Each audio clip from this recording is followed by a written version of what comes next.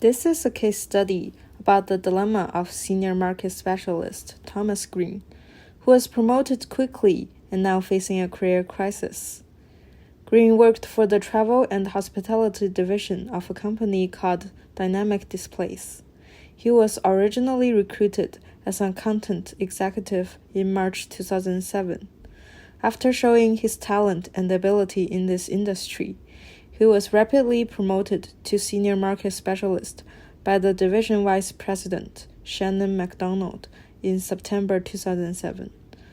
First week into this new position, Green's boss, Frank Davis, laid out his expectations for him. In October, Green had a direct confrontation with Davis about sales projections for the upcoming year in a meeting that resulted poorly. He believed Davis's number was way too optimistic. Soon after, when Green met with Davis during an informal evaluation, Davis pointed out multiple incidents that he was not satisfied with and wrote a letter to McDonald. Green decided to work independently on a project from November to January, and he avoided interactions with Davis.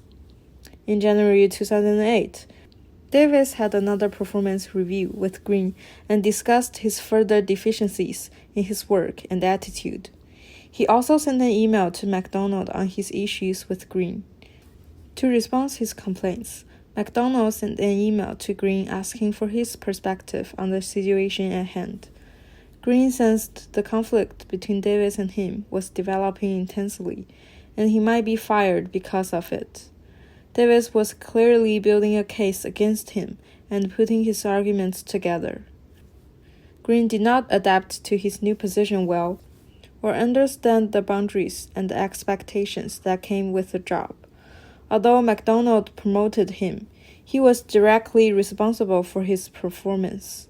Now, Green needed to consider his position seriously, stopping avoiding the current situation, and figure out his next steps, including how to communicate with McDonald on emerging issues. If he wanted to stay at this company, the relationship between Green and Davis required a degree of reconciliation. At the same time, he was not comfortable with overlooking Davis's potential mistake and felt irresponsible for doing that. Green would not want to go out of job since he was settling down. Therefore, he might also consider to look for a new job. Thomas Green was 28 years old and was born in Brunswick, Georgia, a son of a postman and a school secretary. He graduated from the University of Georgia with a bachelor's degree in economics.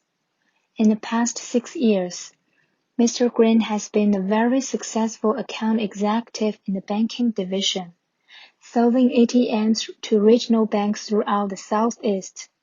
In March 2007, Green was recruited to Dynamic Displays for an account executive position in the Southeast Territory for Travel and Hospitality Division. Thomas Green took full advantage of his talent and made a huge contribution to his new company. He attended a training session at corporate headquarters, where he got noticed by Shane McDonald, the division vice president of Dynamic Displays.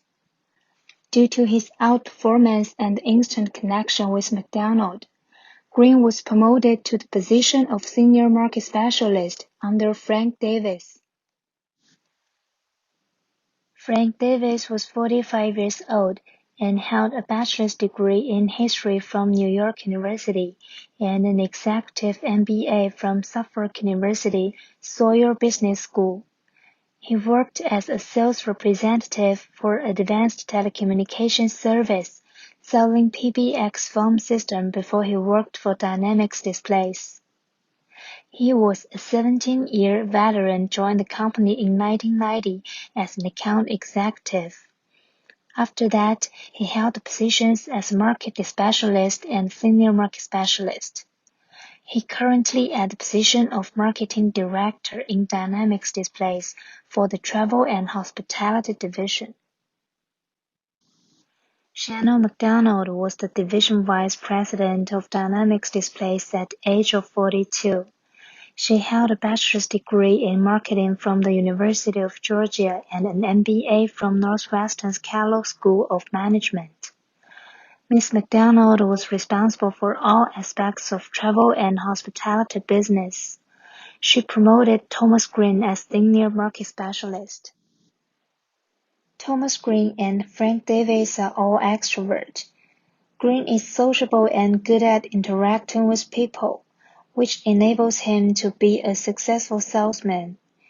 Davis responsibly treats his work and always full of energy to catch up information. However, Green has high self-esteem since he has positive self-images in terms of his job performance and competence, but lack of self-awareness and understanding of office politics. On the other hand, Frank Davis shows more conscientiousness due to his tendency to keep things well organized and work hard. In addition, both parties embrace totally different work styles. Thomas Green is achievement-oriented who has high need of achievement and expresses strong confidence, while Frank Davis is a directive and transactional leader.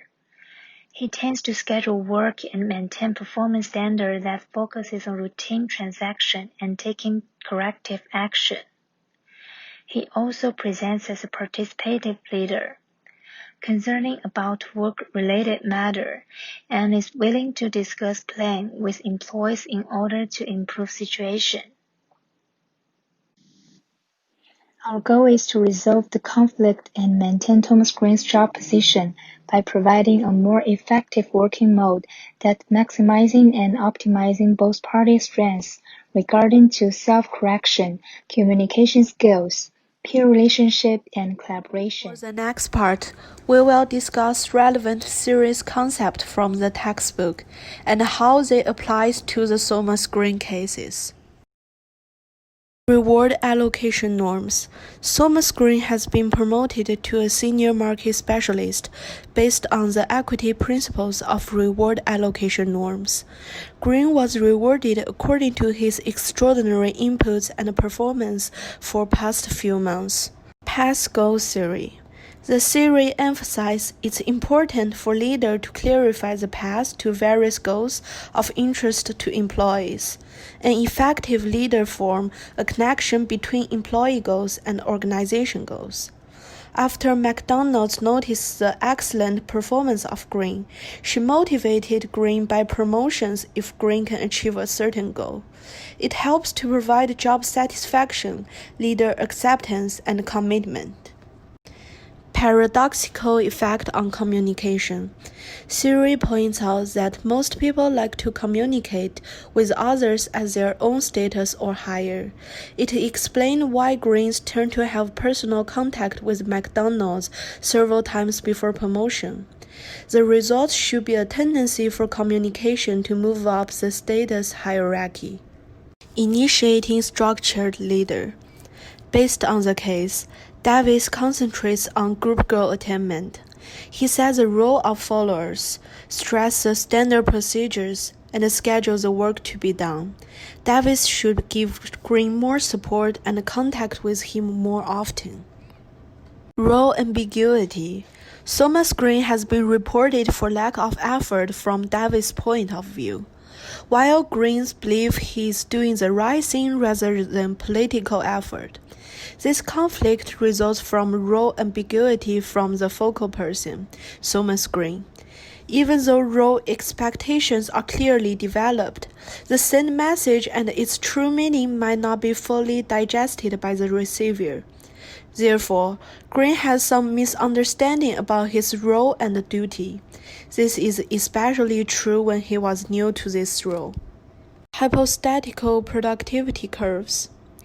Although Thomas Green and his group are cohesive, they will still have very low productivity or even counterproductivity, since the organizational norm is rejected.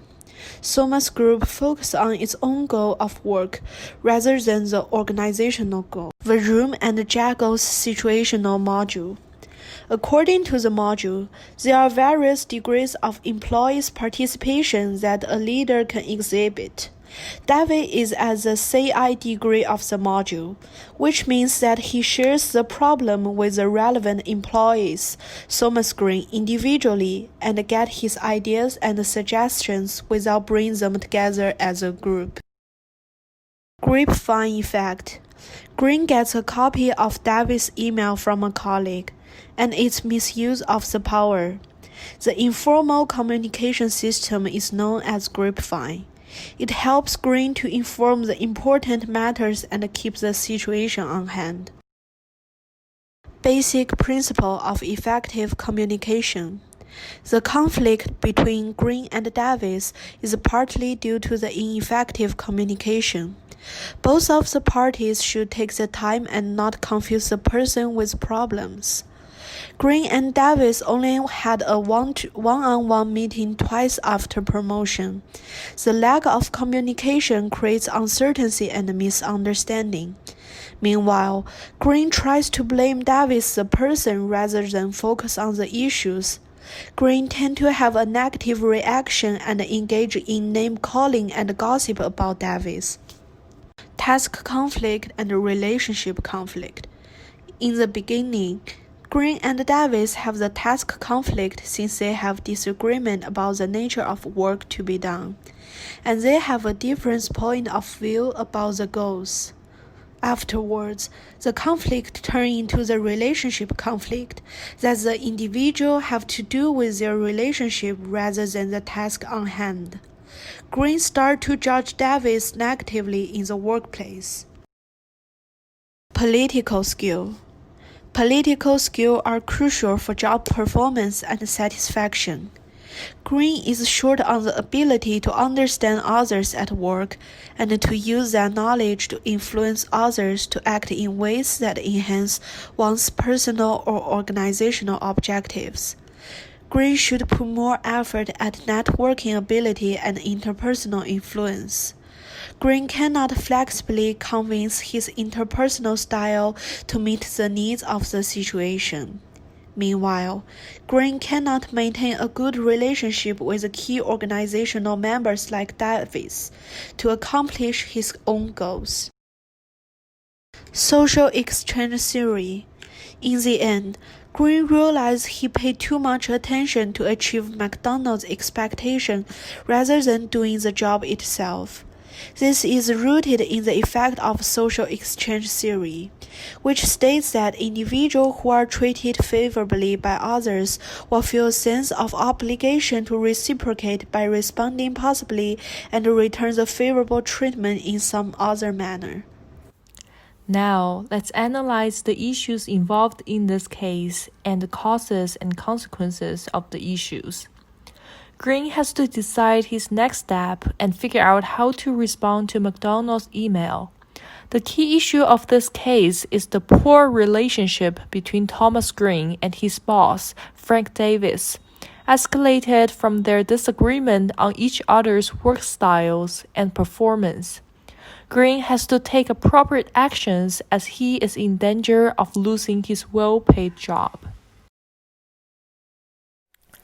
There are 4 significant factors that caused the troubling relationship between Green and Davis, including the lack of self-awareness, ineffective communication, insufficient understanding of office politics, and inadequate collaboration.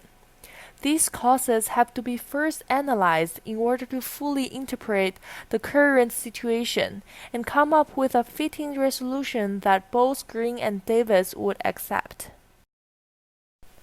First, lack of self-awareness. Thomas Green is unable to realize his weaknesses and mistakes, which eventually leads to Davis' dissatisfaction with Green's attitude and performance. His unwillingness to self-reflect created barriers for himself to make improvements. Second, ineffective communication. The major cause of the problem is the ineffective communication between Green and Davis. Green seriously violated most of the fundamental principles of effective communication, including active listening, congruence between his thoughts, words, and actions, and separation between people and problem. Green was not a good listener, and he focused on what attitude Davis had rather than what problem he has regarding his disappointing work performance. Therefore, the face-to-face meeting between Green and Davis lost its meaning. Furthermore, Green made the communication less meaningful and efficient by avoiding necessary interaction with Davis and his team. Green self-excluded himself from the group development process at the storming stage by giving up to face the conflicts and challenges. The lack of communication will not only deteriorate the teamwork, but also lead to negative perception. This means that the limited opportunities for them to exchange information and ideas would escalate their task conflicts into personal conflicts. Davis would perceive Green as uncoordinated, rude, and arrogant.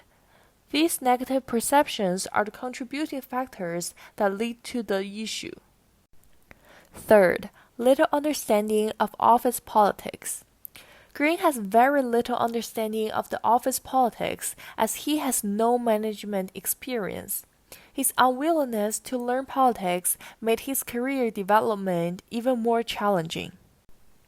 Last but not least, collaboration. According to the modes of managing conflict, Green chose to exercise the avoidance mode of conflict management. However, this strategy will only be effective for a very short term. So our next section will specifically provide a series of recommendations aiming to solve these issues. The first recommendation will be around self-awareness and self-reflection. Although Green has been a star employee in his first 4 months as an account executive, he should have put himself in a position of learning after being promoted to the role of senior market specialist. However, Green did not demonstrate a high willingness to learn new skills, locate priorities, and find work methods that are appropriate for the new role, which is greatly different from the sales jobs he previously found success in. His lack of self-awareness led to the troubling situation with Davis, his supervisor. Self-awareness involves knowing how your values, beliefs, assumptions, attitudes, and preferences affect your behavior. Even though Green has been told by McDonald that his new role will be challenging, he did not recognize the need to change his assumptions about how to achieve success in work. Green simply carried on what he had been used to, rather than reflecting on areas of differences of the jobs and ways to fill the gap. Thus, the first recommendation will be advising Green to increase awareness of expectations for his new role, as well as recognizing the shortcomings within himself in order to come up with solutions to fix them. He should also do more reflection of his work on a frequent basis. Green is a high extrovert, which is reflected from the great sales volume he achieved earlier. Without being outgoing, energetic, and sociable, he would not be able to accomplish such volumes. High extroverts, however, can be too confident or cocky, which makes self-reflection a helpful tool to get Green on track of his work in this case. The second recommendation will be around facilitating effective communication. Green should have mobilized principles of effective communication in his encounter with Davis, specifically the following ones. First, being acceptable of the other person. Second, do not confuse the person with the problem. Third, give timely and specific feedback. First, Green should be more accepting of Davis' concerns over his work performance since the beginning. Green should take steps to meet Davis' expectations that were presented to him in their first performance-to-date meeting on October 15, 2017. The escalation of the conflict could have been avoided if Green were able to take in Davis' feedback and take effort to address them rather than being ignorant about them after the meeting. Furthermore, rather than communicating mainly through email, the two should have communicated through methods with greater information richness, such as face-to-face meetings when they are both in office. According to the textbook, emails are fine for recurrent, non-controversial, impersonal communication in which information is merely being disseminated. However, for more important decisions, intended changes, controversial messages, and emotional issues, it will be more effective to call for a communication medium that is high in information richness.